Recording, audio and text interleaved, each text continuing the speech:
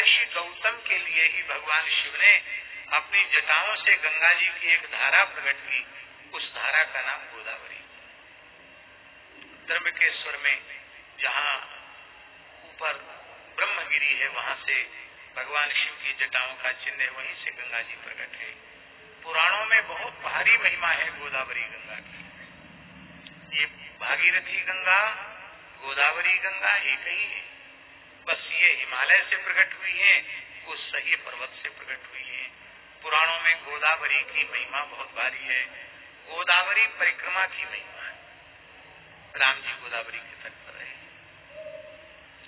ब्रह्म पुराण, ब्रह्मांड पुराण, महाभारत, कई पुराणों में गोदावरी की बड़ी विस्तृत महिमा का वर्णन किया गया।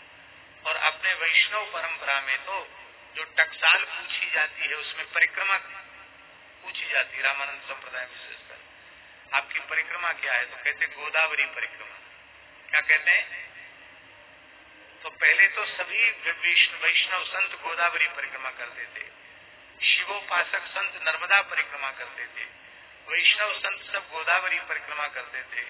गंगा जी की भी परिक्रमा करते। हमारे पूज्य गुरुदेव पहाड़ी बाबा महाराज ने पूरी गोदावरी की पैदल परिक्रमा की, नर्मदा जी की पैदल परिक्रमा की, गंगा जी की पूरी पैदल परिक्रमा की, गोमुख से लेके गंगा सागर तक। काशी की 84 कोस की परिक्रमा, ब्रज 84 कोस की परिक्रमा, चित्रकूट 84 कोस की परिक्रमा, मिथिला 84 कोस की परिक्रमा और अयोध्या 84 कोस की परिक्रमा, नैमिषारण्य 84 कोस की परिक्रमा। इतना पैदल चले महाराज जी। अफगानिस्तान तक, काबुल गंधार तक पैदल गए, बर्मा तिब्बत तक पैदल गए, मानसरोवर तक पैदल गए, एक लंगोटी में। न दूसरा कपड़ा, न जूता, न छाता, न चप्पल, न खड़ा, कुछ नहीं। द्रव्य का स्पर्श नहीं, वाहन पर चढ़ना नहीं। लगभग 21-22 वर्ष तक घूमे वो। और हम भगवत कृपा से, गंगा जी की कृपा से ऐसा अनुभव करते हैं कि जिस स्थल पर हम लोग बैठे हैं, इस स्थल पर मूल पुरुष पहाड़ी बाबा भी विराजे होंगे और पूज्य पहाड़ी बाबा भी यहाँ विराजे होंगे। यदि हमारे पूर्वजों की ये तपस्थली न होती तो हमको यहाँ बैठने का सौभाग्य नहीं मिलता। और इस प्रकार की अनुभूति भी यहाँ कुछ हुई है। राघव जी को हुई नहीं?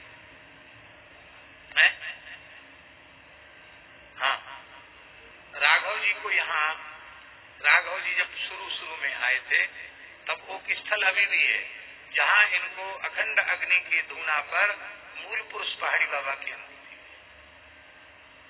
और ठाकुर विजय कृष्ण गोस्वामी के अनुसार ये ज्ञानगंज है जहाँ पूरे उत्तराखंड के ऋषियों का यहीं बैठ करके तत्व विषयक विवेचन होता है।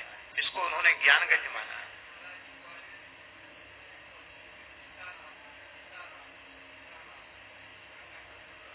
वाह, देखो हमारे शत्रुघ्नदास जी कह रहे हैं कि स्पष्ट भाषा में एक पक्षी बोल रहा था, श्री सीताराम, श्री सीताराम, श्री सीताराम, श्री सीताराम। इन्होंने सुना। शत्रुघ्नदास जी, इनका एक नाम गड़बड़ बाबा भी है, पर गड़बड़ बाबा जिनके गुरुजी ने प्रेम में नाम रख दिया, पर नाम इनका है शत्रुघ्नदास जी। ग्वालियर वाले महाराज जी गड़बड़दास, श्री वृंदावन बिहारी लाल। तो दिव्य भूमि तो है ही है, इसमें कोई संदेह नहीं है। अब हम लोगों की तो जीवन में उतनी शरीरों में सामर्थ्य नहीं है। कम से कम 3500 किलोमीटर की है, 3500 किलोमीटर की है कम से कम परिक्रमा गोदावरी की। दक्षिण भारत तक गई है। तो इस बार भगवत कृपा से हमारे ठाकुर जी का विचार बना है, कुछ संतों के साथ वाहन से गोदावरी परिक्रमा का विचार बना है। तो बाबूजी के यहाँ जाएंगे। बालेश्वर में एक कथा के यजमान हैं, वहाँ कथा है क्षीरचोरा गोपीनाथ जी में। वो कथा करके एक दिन जगन्नाथ जी का दर्शन करके वहीं से फिर भुवनेश्वर और भुवनेश्वर से नासिक, नासिक त्र्यंबकेश्वर से परिक्रमा करेंगे पर गृहस्थ नहीं लोग रहेंगे, बाबा जी रहेंगे परिक्रमा में, केवल विरक्त संत बाबा जी ही रहेंगे, क्योंकि कभी जंगल में पड़ना है, कभी नदी के किनारे पड़ना है, वहाँ कोई सुख सुविधा वाली यात्रा नहीं है। बाहर रहेंगे, जहाँ जैसा तहाँ तैसा उसमें गुजारा, टिक्कर बनाते खाते हुए, और साधु साई ढंग से यात्रा होगी। तो हाँ, कहीं कहीं बीच में आप लोग आके दर्शन कर सकते हैं, 20-25 दिन लगेगा।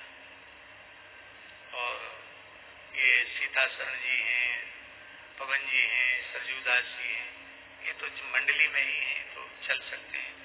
आनंद से कथा कीर्तन करते हुए हम लोग चलेंगे, क्योंकि फिर पता नहीं जीवन में ऐसा अवसर मिले न मिले, इसलिए ऐसा विचार है। गोदावरी जी का नाम आ गया